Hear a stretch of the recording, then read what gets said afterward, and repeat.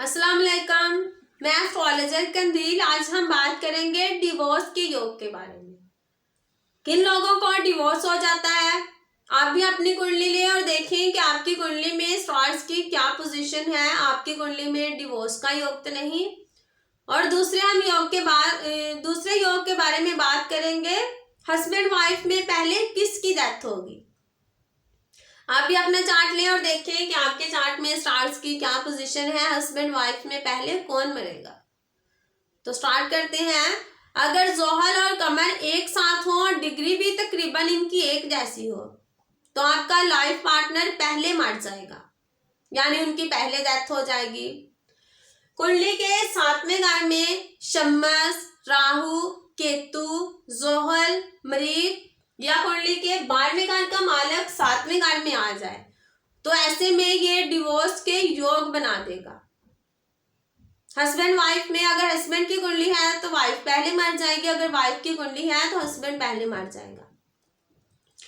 अगर लड़की या लड़के की कुंडली के पहले, चौथे, 7वें, 8वें, 12वें घर में मरीख पड़ा हो, लड़की की कुंडली है तो इसका हस्बैंड पहले मर जाएगा, अगर लड़की की कुंडली है तो इसकी वाइफ पहले मर जाएगी। अगर दोनों की कुंडली में मरीख पहले, चौथे, 7वें, 8वें या 12वें घर में है तो ये मांगली दोष को कैंसिल हो जाता है, यानी ये मांगली दोष नहीं होगा। इसके बाद आपने 7वें घर के मालक को देखना है। 7वें घर के मालक की क्या पोजीशन है, इस पर किसी नह स्टार की नजर तो नहीं। अगर नजर है नह स्टार की, यानी मार्स, सैटर्न, सन, केतु, राहु की, तो फिर ये आपको डिवोर्स के चांस को बढ़ा देगा। हस्बैंड वाइफ में पहले, अगर हस्बैंड की कुंडली है तो वाइफ पहले मर जाएगी, अगर वाइफ की कुंडली है तो इसका हस्बैंड पहले मर जाएगा। इसके बाद आपने देखना है 7वें घर का मालक नीच का तो नहीं, यानी अगर 7वें घर का मालक जुपिटर है तो वो बुर्ज जद्दी में तो नहीं। इसी तरह आपने देखना है अपनी कुंडली ले और देखें कि आपकी कुंडली में 7वें घर के मालक की क्या पोजीशन है। अगर 7वें घर का मालक नीच का हो जाए तो फिर भी यह डिवोर्स के योग को बना देता है, यानी डिवोर्स हो जाएगा। इसके बाद आपने देखना है 7वें घर का मालक। 7वें घर के बारे में ही आज बात करेंगे, क्योंकि आज हमारा टॉपिक है शादी का, डिवोर्स का। तो शादी 7वें घर से ही देखी जाती है। अगर 7वें घर का मालक 6ठे, 8वें, 12वें घर में चला जाए तो फिर भी ये तलाक के चांस को बढ़ा देगा। हस्बैंड वाइफ में पहले डेथ हो जाएगी। अगर लगन में पहले घर में कोई नह स्टार आ जाए, नह स्टार केतु, राहु, शम्मस, जोहल और मरीख है, अगर ये पहले घर में आ जाए तो इनकी 7वीं नजर 7वें घर पर आएगी। 7वें घर पर नजर आने से ये डिवोर्स के चांस को बढ़ा देगा। हस्बैंड वाइफ में पहले एक की डेथ हो जाएगी। लगन में अगर 2 नह स्टार हो, यानी मार्स और सैटर्न पहले घर में बैठे हो, तो फिर भी ये तलाक के चांस को बढ़ा देगा।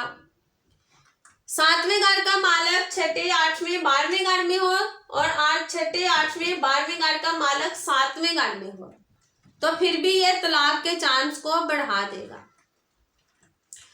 इसके बाद आपने देखना है अगर लड़की की कुंडली है तो इसमें जुपिटर की क्या पोजीशन है। 7वें घर के मालक के अलावा आपने जुपिटर की पोजीशन को भी देखना है, क्योंकि जुपिटर लड़की की कुंडली में शादी का कारक माना जाता है।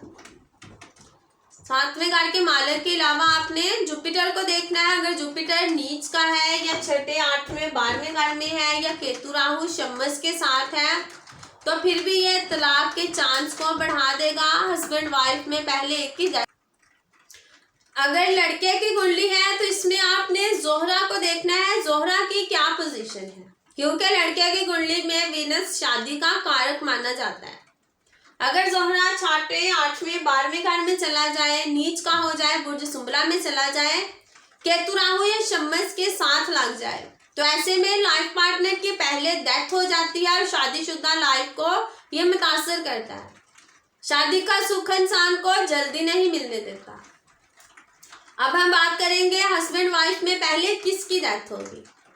7वें घर का मालक 8वें घर में हो, 8वें घर का मालक 7वें घर में हो तो अगर हस्बैंड की कुंडली है वाइफ की पहले डेथ हो जाएगी, अगर वाइफ की कुंडली है तो हस्बैंड की पहले डेथ हो जाएगी। लड़की और लड़के में जो मांगली नहीं होगा उसकी जल्दी डेथ हो जाएगी। ये पोजीशन आपने D9 चार्ट में भी देख ली।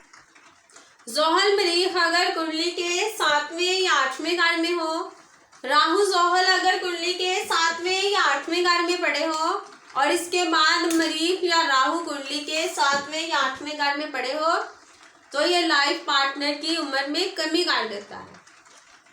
आज हमने बात की डिवोर्स के योग के बारे में और हस्बैंड वाइफ में पहले किसकी डेथ होगी। अगर आपको मेरी वीडियो अच्छी लगी है चैनल को सब्सक्राइब करें, वीडियो को लाइक करें, शेयर करें।